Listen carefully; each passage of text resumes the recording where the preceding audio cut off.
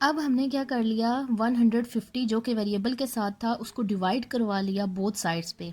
150 यहाँ पे भी डिवाइड हो गया, 150 यहाँ पे भी डिवाइड हो गया। यहाँ से कैंसिल 150 से कैंसिल हो जाएगा, x हमारे पास रिमेनिंग आ गया।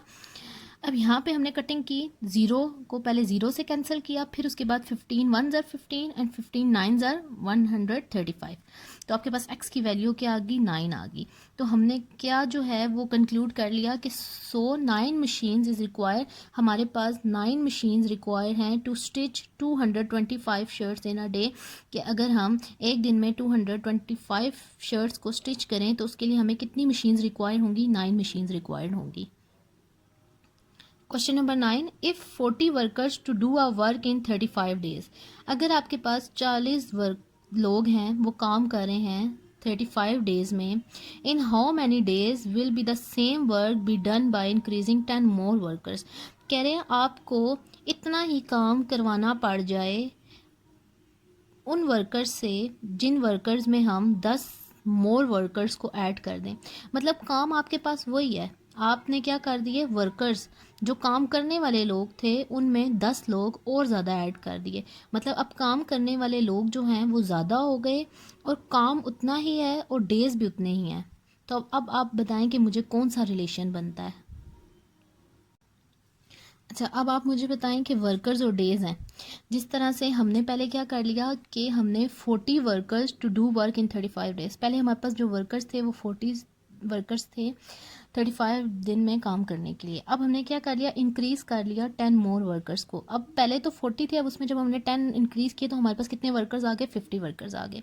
अब आप मुझे बताएं जब वर्कर्स ज़्यादा हो जाएंगे तो क्या हम उन्हीं दिनों में काम करेंगे? नो, जब हमारे पास वर्कर्स ज़्यादा हो गए तो हमारे पास दिन भी क्या लगेंगे, कम लगेंगे।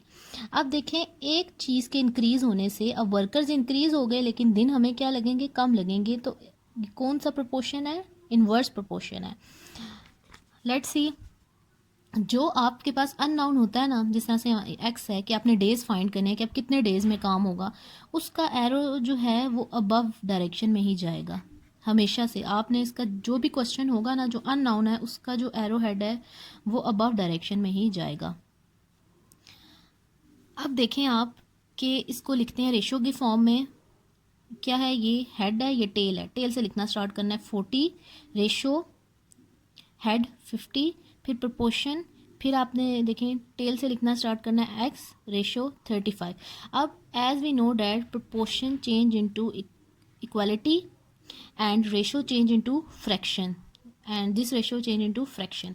अब आपने चेंज कर लिया, अब आपने क्या करना है, क्रॉस मल्टीप्लिकेशन से इसको सॉल्व करना है। अब अगर मैं क्रॉस मल्टीप्लिकेशन करूं तो क्या हो जाएगा, x मल्टीप्लाई हो जाएगा 50 से और 35 मल्टीप्लाई हो जाएगा 40 से। 40 मल्टीप्लाई 35 1400, x मल्टीप्लाई 50 50x। अब क्या करना है, जो वेरिएबल के साथ है उसको बोथ साइड्स पे क्या कर लेना है, डिवाइड कर लेना है। मतलब 50 जो है वो बोथ साइड्स पे क्या हो जाएगा, डिवाइड। 50 आपने डिवाइड किया, यहाँ से 50 कैंसिल हो जाएगा, यहाँ से पहले आप ज़ीरो को ज़ीरो से कट कर लें। उसके बाद अब 5 की कटिंग करनी है 140 से। 5 1 ज़ा 5, 5 2 ज़ा 10, 4 कैरी 5 8 ज़ा 40। तो x क्या आ गया, 28। मतलब आपके पास 28 डेज आ गए। अब क्या हुआ, 28 days is required for work done by increasing 10 more workers. कि जब हमने 10 लोग और ज़्यादा काम करने वाले इंक्रीज़ कर दिए तो हमारे पास डेज़ भी क्या हो गए, कम हो गए। पहले 35 डेज़ थे, अब हमें कितने डेज़ लगेंगे, 28 डेज़ लगेंगे। तो इस तरह से ना आपने फाइंड कर लेना है। आगे है आपके पास question number 11। A machine starts working in 45 minutes, the temperature of 60 degrees Celsius. How much time is required to work is at the temperature of 75 degree Celsius. अब आप देखें एक मशीन ने काम करना शुरू किया 45 मिनट्स में, जबकि टेम्परेचर कितना था, 60 डिग्री सेल्सियस। उसके बाद आपको जब हाउ मच टाइम आपसे पूछा जा रहा है कि आपको कितना टाइम रिक्वायर्ड होगा जब जब आपका टेम्परेचर इंक्रीज़ कर दिया जाए। तो अब आप मुझे बताएंगे कि क्या होगा, कौन सा रिलेशन हमारे पास बनेगा टाइम और टेम्परेचर का। तो आपके पास जो रिलेशन बना वो आपके पास बनेगा इन्वर्स। किस तरह से कि अब टेम्परेचर ज़्यादा हो गया आपके पास तो आपके पास टाइम भी क्या लगेगा, कम लगेगा।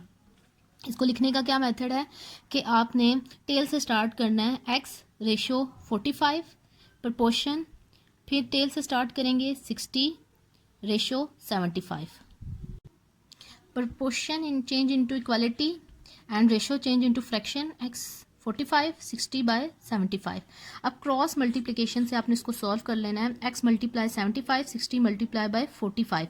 x को 75 से मल्टीप्लाई करेंगे क्या आ जाएगा 75x, और 60 को मल्टीप्लाई करेंगे 45 से तो आपके पास क्या आ जाएगा 2700।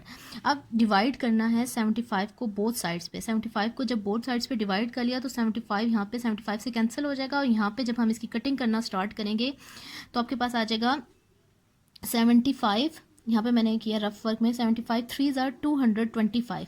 अब आपने की कटिंग की यहाँ पे 3 से, आपके पास 270 में से जब आप माइनस करेंगे 225 तो आपके पास आ जाएगा 45, मतलब यहाँ पे अब आपके पास आ जाएगा 45। सो 75 6 ज़ार 450, ज़ीरो भी है ना, तो जब 75 को 6 से हम मल्टीप्लाई करेंगे तो हमारे पास आ जाएगा 450। तो आपके पास आगे x 36 मिनट्स। अब क्या हो गया, so 36 minutes is required to do work is at temperature of 75 degree. जब टेम्परेचर आपके पास इंक्रीज़ हुआ तो आपके पास काम करने के जो मिनट्स थे वो क्या हो गए, डिक्रीज। होम टास्क है आपका exercise number 6.2, question number 1 part number 3, question number 2 part number 4, question number 7, question number 8 and question number 12। आपने अपने रफ रजिस्टर पे इसकी प्रैक्टिस करनी है 3 टाइम्स, क्योंकि आपके पास अब फुल वीक है। आपका जो नेक्स्ट लेक्चर है अब वो नेक्स्ट वीक में सैटरडे जाएगा, तो आपने इसकी 3 टाइम्स प्रैक्टिस कर लेनी है। और जो आपको मेंटल मैथ से रिलेटेड क्वेश्चन दिए जा रहे हैं उसमें क्वेश्चन नंबर 1 है how many socks in 7 pairs, and question number 2 is the time is 6:45 in the evening, right this in 24 clock time. I hope so student आपसे ये क्वेश्चन सॉल्व हो जाएंगे। लेक्चर देखने के बाद अगर आपको कुछ भी नहीं समझ आया ना तो आपने वो उससे रिलेटेड क्यूरी पूछ लेनी है।